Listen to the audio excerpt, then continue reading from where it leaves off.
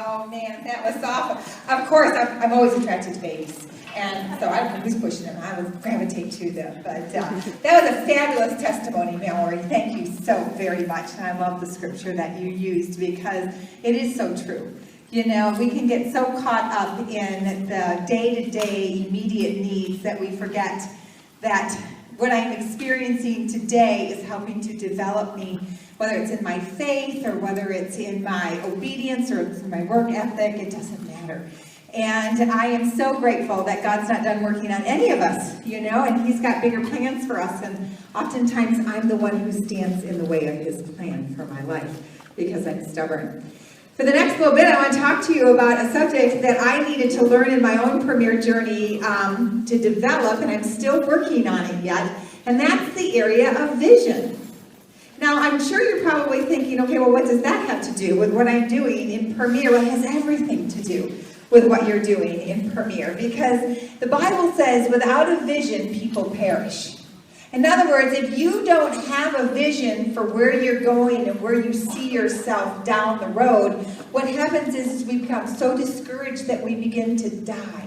That's when depression starts to set in, and disappointment, and the cares of life begin to just overtake us. And we have a very difficult time seeing beyond what might be happening right here in the front of my nose. You know, I think vision is something that we have to be able to work on and to grow in and to develop. Somebody one time asked Helen Keller. Do you all know who Helen Keller is? You know, what would be worse, they asked her, without your eyesight? How could that be so bad? I mean, that's terrible. And she said, to have eyesight but no vision. You see, we all can look around and we can see what is happening, but do you have vision? Vision is something that gives you the ability to see beyond your present circumstances, to be able to understand that what you are walking through and going through right now today is just a preparation field for tomorrow. Little did I know that God was going to use a campground to prepare me for Premier. Really. But God does not waste anything. Little did I know that being a nurse in the labor and delivery industry was going to give me the preparation field for Premier. Because you see, I was telling the girls last night, sometimes I feel like that labor and delivery experience has everything to do with what I do with the women in Premier. Sometimes they call me in this absolute panic, and it's like they're at the top of a transitional contraction. And I'm just like, breathe, just breathe, it's okay. We're going to get through this, and then life, you know, and bringing in all these new Premier babies are a lot of excitement. So there's a lot of correlations of different areas that you've been through in life. Lots of teachers in this room. I am just so impressed with how many of you are teachers, but think of it. Instead of teaching math and spelling and all that, you get to teach women how to run their own business and how to have a jewelry show and how to enrich lives. You're still teaching. You're using the degree you got, but you're using it in a totally different way. And so let me tell you what it says in Proverbs 28:19. He who works his land will have abundant food, but the one who chases fantasies will have his fill of poverty. You know what? We were designed by God to work. Work is not a bad four-letter word. As a matter of fact, God delights in the work of our hand. In a perfect environment in the Garden of Eden, God gave Adam work to do. I believe with all my heart that the day when I die and go to heaven, I am not going to be sitting around on some cloud in white clothes and angel wings and a harp and playing.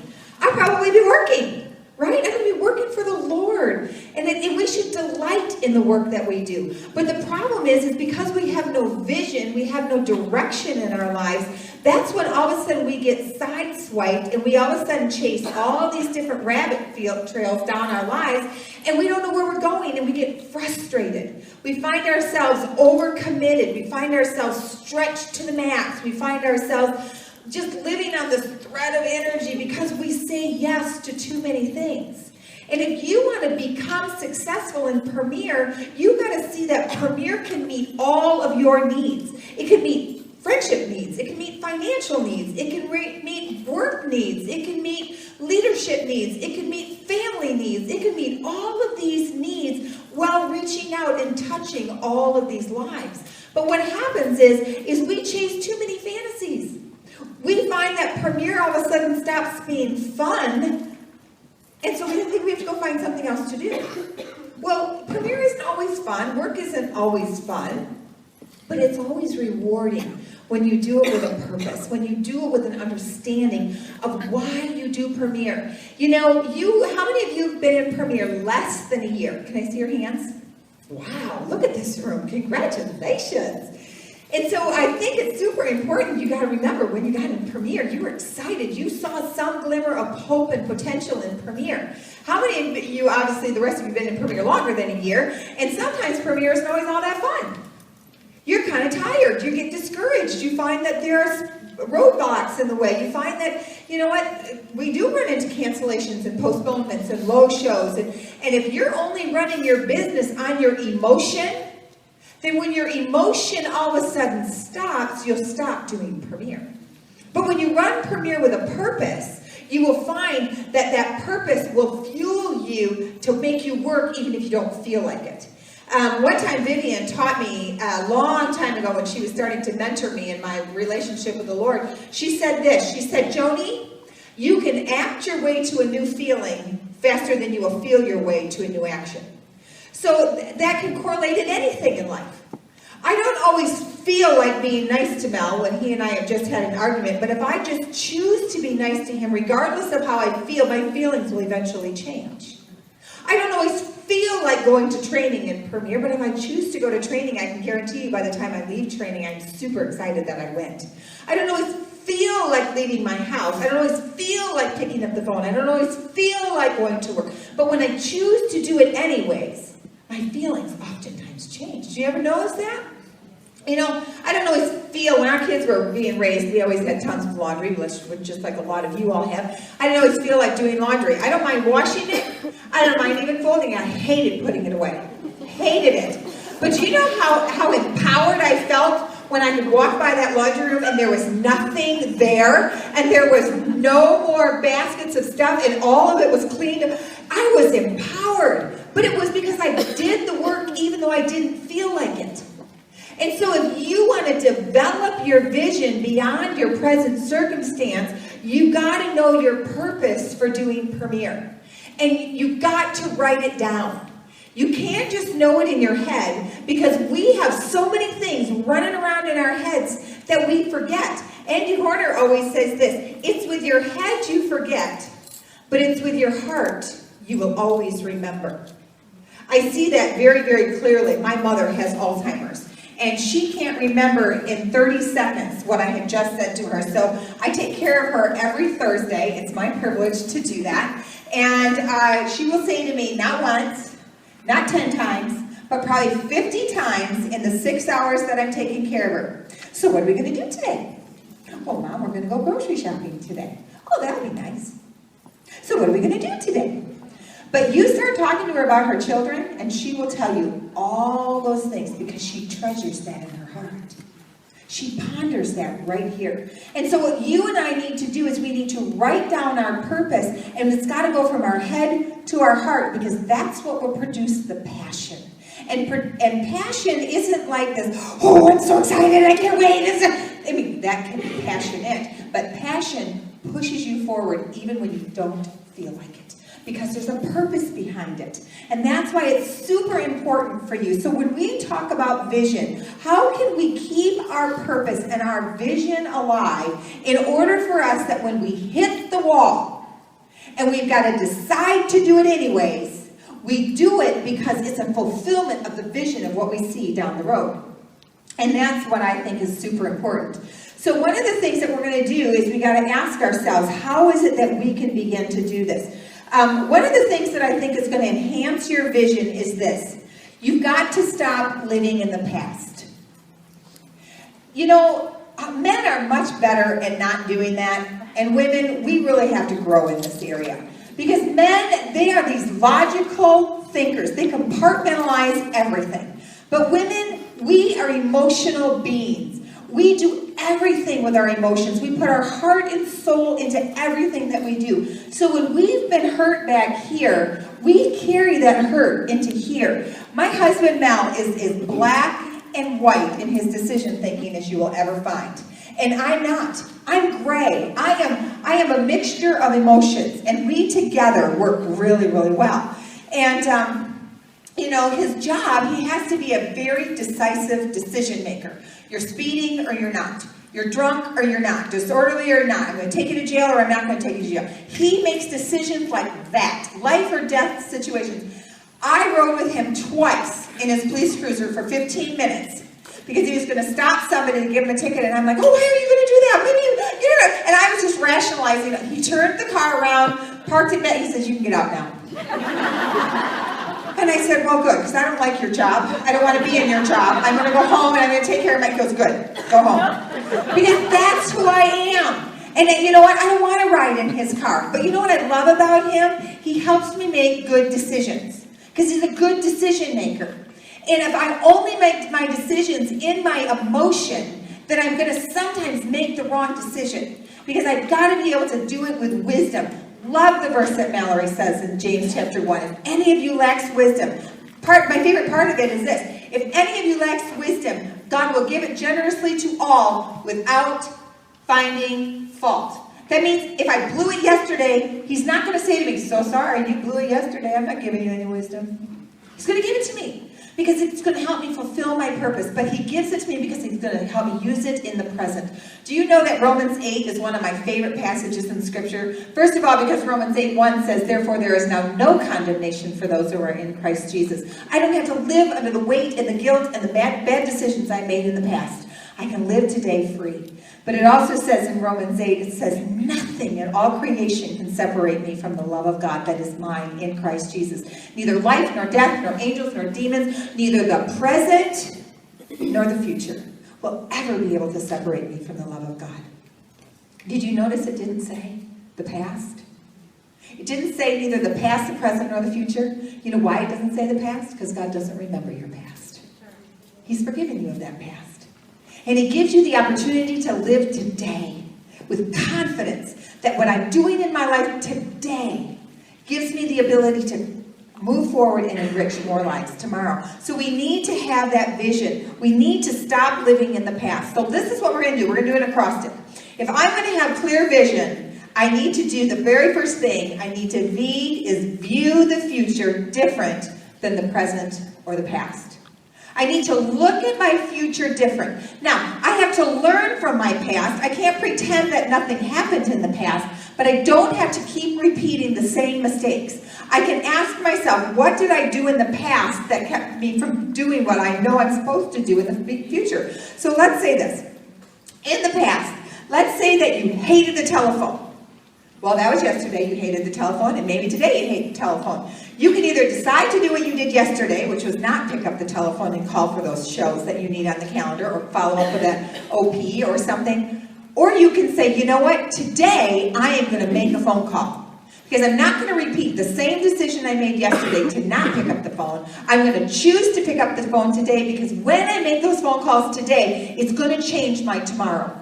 Do you realize that when you put a new show on your calendar, you just changed your tomorrow?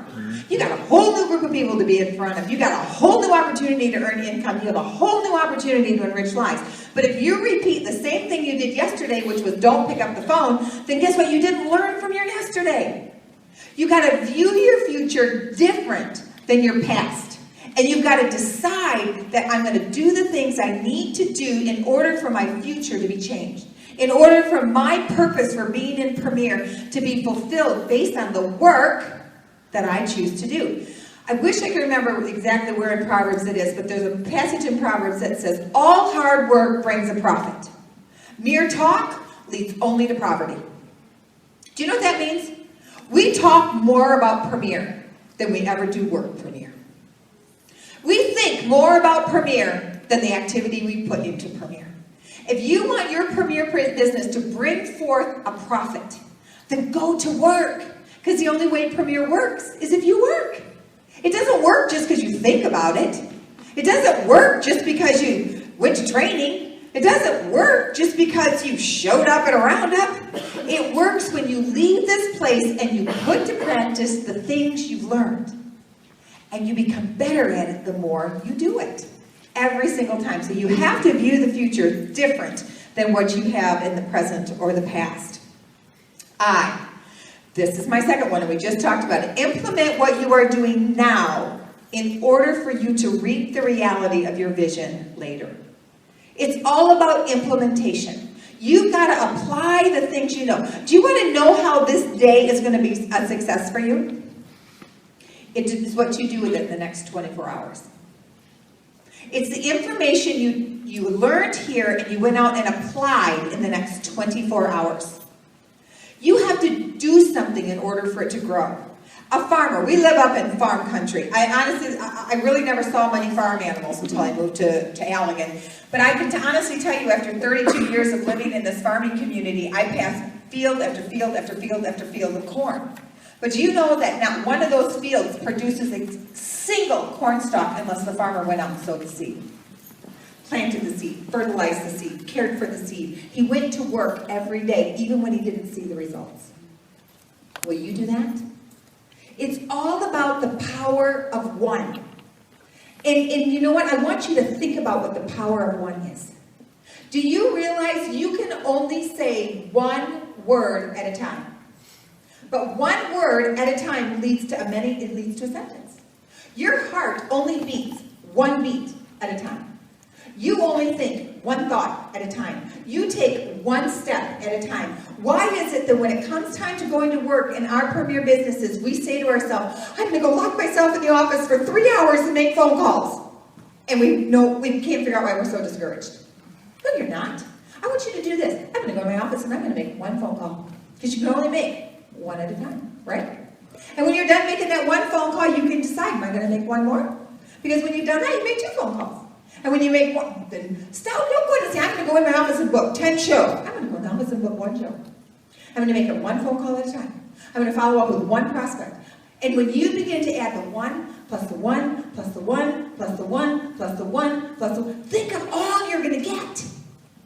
And when you can focus on those types of things and you can begin to implement what you need to have done, you will produce a harvest. Galatians 6:9 says this, do not become weary in well-doing. That means the day in and day out activities that nobody sees you doing, for in due time you will reap a harvest if you don't quit. Have you quit on yourself? Have you quit on your purpose? Have you quit on your vision? Have you quit on Premier's purpose and philosophy and plan? Guess what? It's a new day. You can hire yourself all over again. But don't hire the person that quit. Hire a new person with vision and with purpose and with a plan, and go and work it. Because you have potential. You have a place in Premier, and we need you in Premier. And go to work. Stop making excuses. Yeah, Joni, but you don't understand. You do Premier full-time, and I work a full-time job, and I'm raising these 3 kids. Stop using your job and your kids as an excuse for doing Premier. You do Premier for your children. You show your children how to do Premier, how to work. You know, one of the greatest things that I didn't realize until after my kids were all grown as to what a blessing it was to do Premier with my children. Our kids were, like I told you earlier, 16, 13, and 10, and by the time I joined Premier in 1996, and so when I went to start doing jewelry shows, I would take my older two girls to shows with me, because we're a family that believes if you want something, then you're going to go work for it. I'm not just going to hand it to you because you want it. You know, and so my girls would come to my shows with me. Melissa came more than Rebecca. Rebecca's our oldest, Melissa's our middle. And Rebecca loved staying home and doing root beer floats with Joel and helping him with his schoolwork. And Melissa liked going to jewelry shows with me. And so we would begin doing this, and she would set up the jewelry and take down the jewelry, and she oftentimes worked the checkout station so I could do the stuff at the table, and we worked really well. But when I started in Premier, I was so afraid. I was telling some girls I wore the same exact outfit to every single jewelry show because I didn't know how to change my clothes to make something else match. And I had everything in Ziploc baggies because I didn't know how to put jewelry combinations together, and I read off the 3x5 cards. And I've been doing Premier now for about 6 months, and I can still see the house I was standing in, and I went and I grabbed my little cards like this, and I put them in my hand because I was getting ready to do my jewelry show, and my 13-year-old daughter, Melissa, came up to me, and she said, give me the cards. And I looked at her, I said, I'm not giving you these cards. She goes, give me the cards. I said, Melissa, I'm not giving you the cards. Sit down. She grabbed the cards out of my hands and she looked at me and she goes, "You can do this. You don't need the cards." And the words that my 13-year-old daughter spoke into her mother empowered me to do one jewelry show without cards. And then another jewelry show without cards. And then another. I don't use cards anymore. But do you see what I'm saying to you? You can change your family. My children's lives were changed from Premier. Your children are watching you and listening to you. Make those phone calls. Go in your offices. Work Premier with a good attitude and with a good purpose and with a good vision. And if they whine at your feet, say, "I hate Premier. You're always gone." You just, in great confidence and love, bend over, kiss them on the forehead and say, "But I will always love you. And I'll see you when I get home." And walk out the door. Your children, let me tell you, if you parent your children in guilt, that's not love. You're not raising your children in love, which brings confidence. You are raising them in guilt, and they will manipulate you. Yep. No, why you do Premier, and do it in balance. One jewelry show at a time. If your life is you're working and raising kids and working a full-time job, you should not be out doing 12 jewelry shows in a month. No. You need to do it with purpose, and you need to do it in balance. And you know what? Melissa and Rebecca are great jewelers, and I'm very proud of them as their mom. But even when both my daughters joined Premier as jewelers, you know what I did? I did an opportunity presentation with them. I didn't just assume they knew what Premier was about. And then I took them by the hand and I led them into my office and I said, "You see those catalogs? You see those order forms? See those postage stamps? They're mine. If you want to be successful in Premier, you will buy your own catalogs, your own customer order forms, and your own postage stamps. And you're not using my jewelry either." And you know what? They will both tell you to this day, it was the best thing I could have done. Because guess what?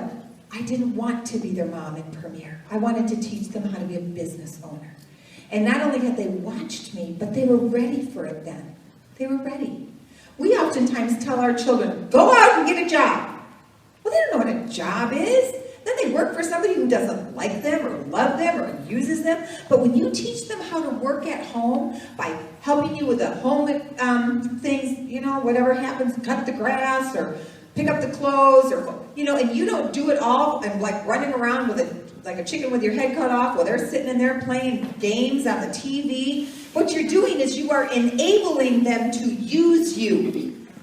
You need to get them on board, and you need to teach them that we work at home so that when I send you out in the world, I'm sending you out with a good work ethic. So that you can be an asset to the society and not somebody that's going to contribute to the dysfunction of the society. And where are they going to learn that? What a better place than in Premier. And so when our son Joel he wanted something, he came to jewelry shows with me. Because I paid my children $20, whether I had a $1,000 show or a $100 show. And you know what? They earned it, and they were appreciative of it. And I think you as a parent can do the same thing. The letter S in vision says you need to see clearly for what you want. Do you see clearly what you want? You see, sometimes I know that because of life circumstances and all the obstacles that we can come up against in our life and our families and our jobs and our kids and Premier, it can become kind of foggy. And because we lose perspective. So that's why it's important to revisit your purpose all the time. It's important for you to become accountable to somebody.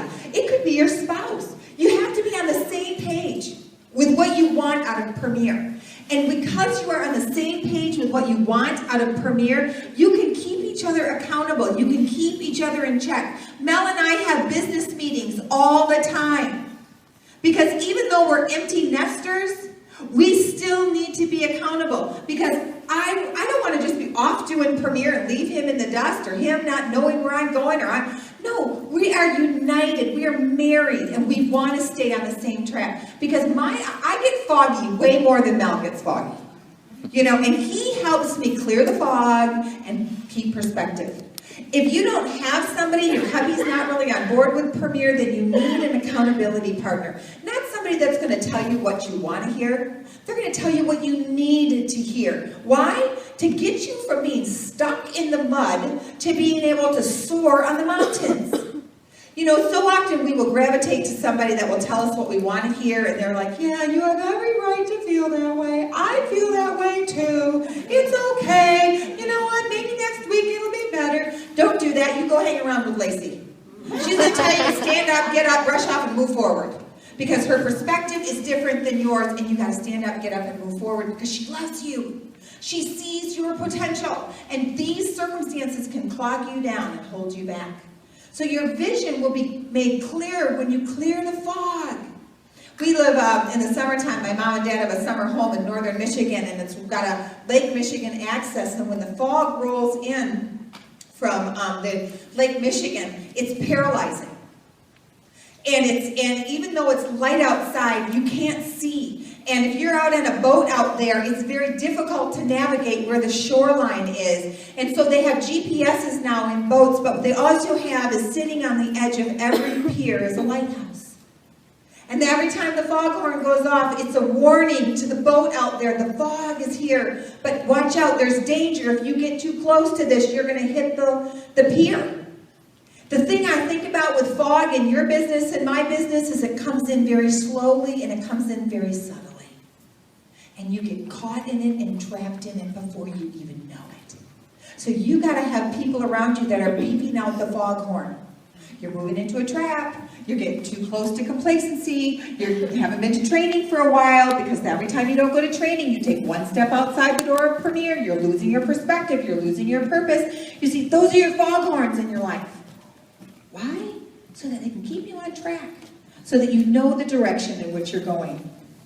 And this is something important. The I in vision is invest in others, don't use others.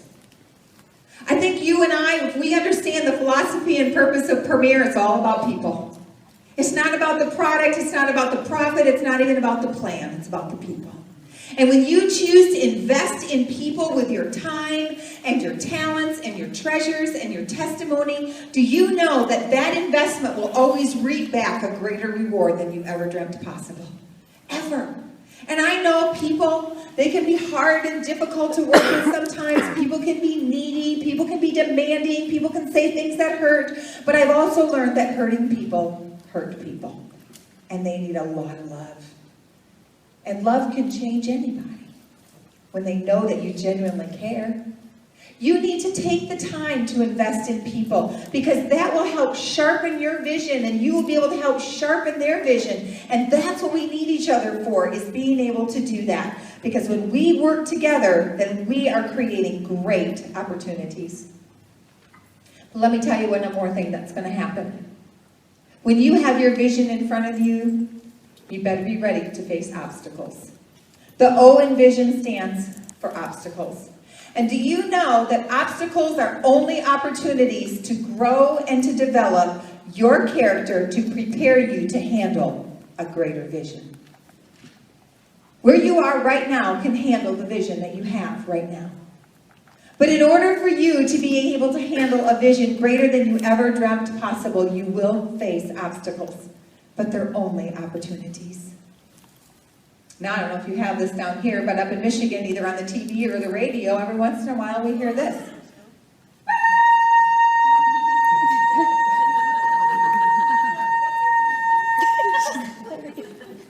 This is a test. This is only a test of the emergency broadcast system.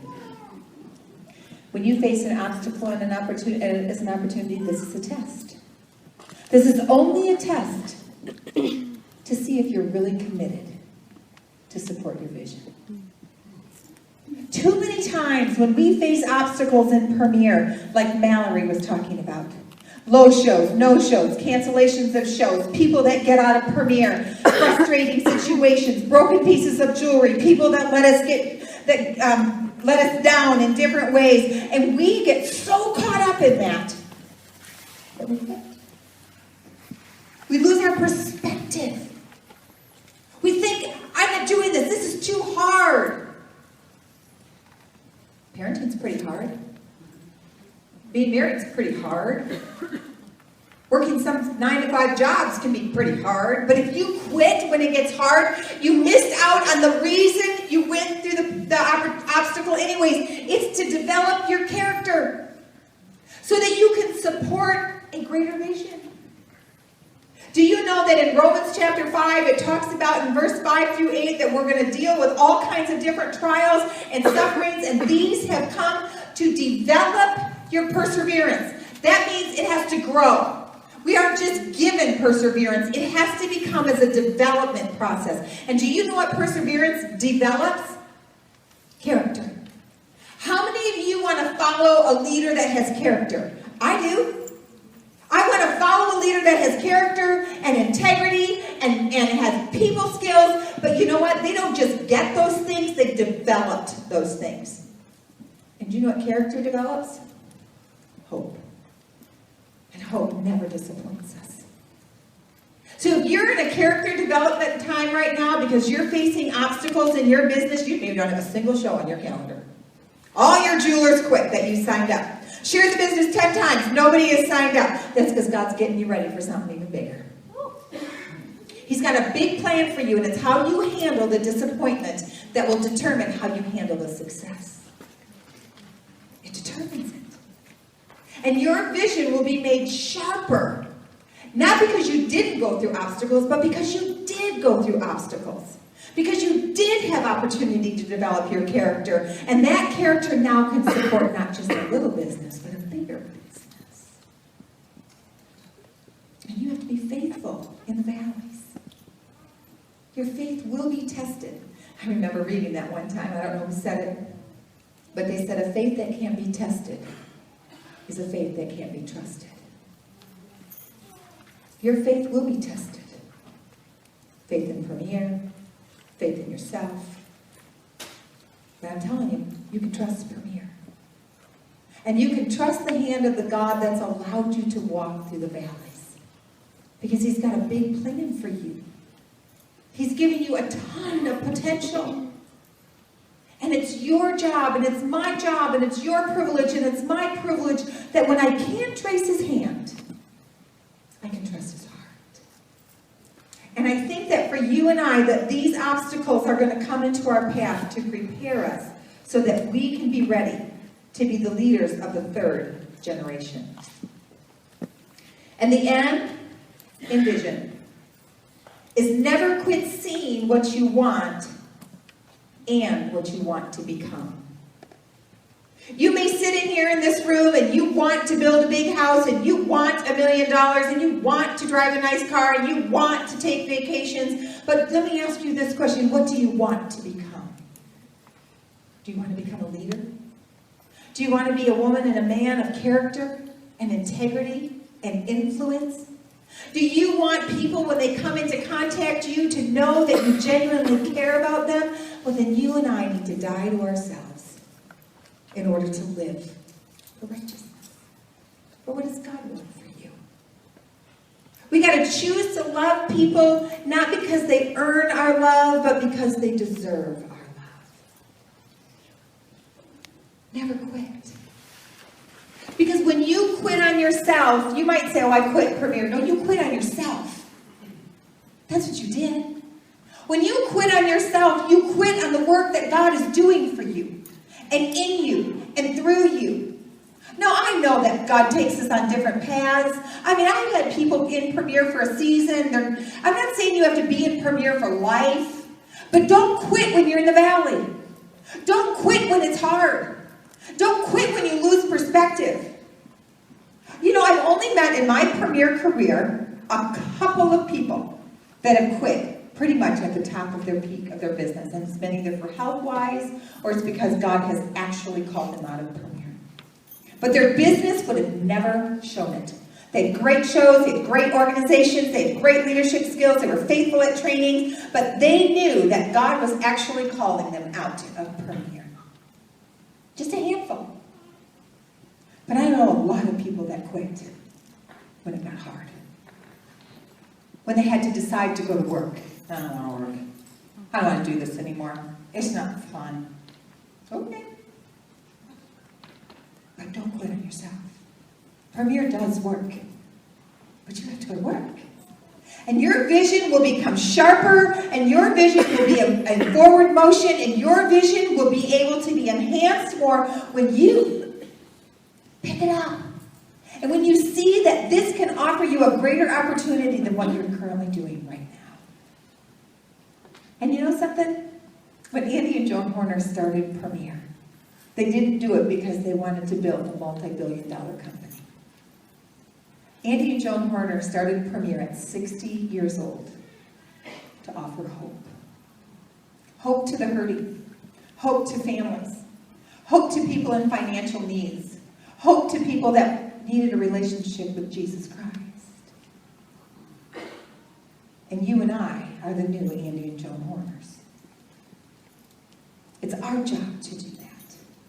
It's our privilege to be that dose of hope to people. And we need you. So stop focusing on your present circumstances and look at what you have been entrusted with and know that what you have been given is to change your tomorrow. Thank you.